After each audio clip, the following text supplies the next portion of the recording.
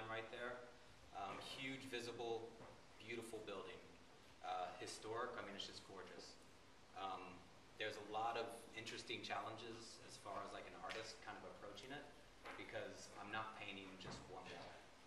You know, I have to leave and respect certain sections of it. I'm working with the Historic Society to make sure, you know, I incorporate what I do into it, so I don't necessarily detract from what's already there beautiful, like the home rubber company actual signage. Yep. And so, hold on real quick.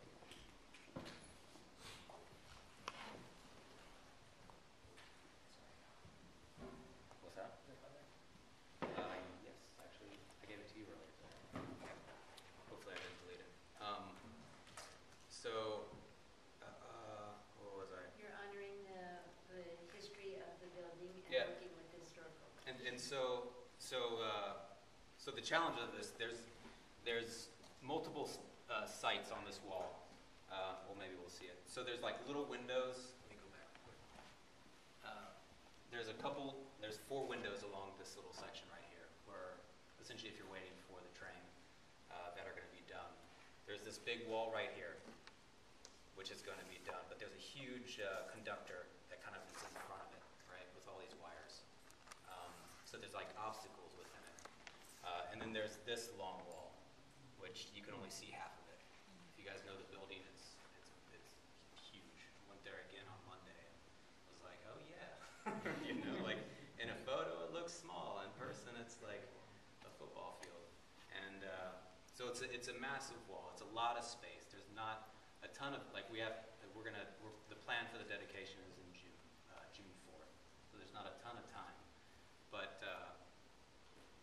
so this is natural for me. So like I'm taking all these components, and then on top of that, what we've talked about in the meetings, and we've started with the past, present, and future, and from those, like we've gone everywhere from pre-colonial to you know, who knows like what the future is actually going to hold. You know, what's an actual image of it.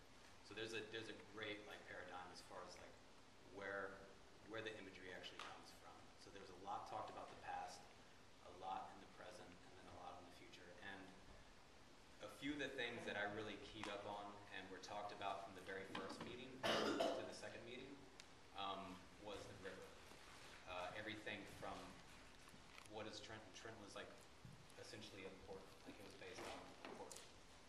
Even like pre-colonial, the Native Americans kind of settled here due to the rivers, like the natural part. There's like in the present time, there's, you know, you have the Trenton Makes Bridge, which is such an icon for the city, but it's also to be seen as a symbol and also in some ways a stigma depending on like who sees it constantly, right? Like I mean, there's so much history just built in it, and there's just history throughout the city, like the first steamboat, like what was it, the ivy, like you know the wires, like there's so much just as far as manufacturing, and so one of the big things that I kind of went off of from the very beginning after poring over all the notes from these meetings was the river, some kind of image with the river, everything from linking it to the past, to the present, and the future. The river can be seen as a symbol, like as far as the future, like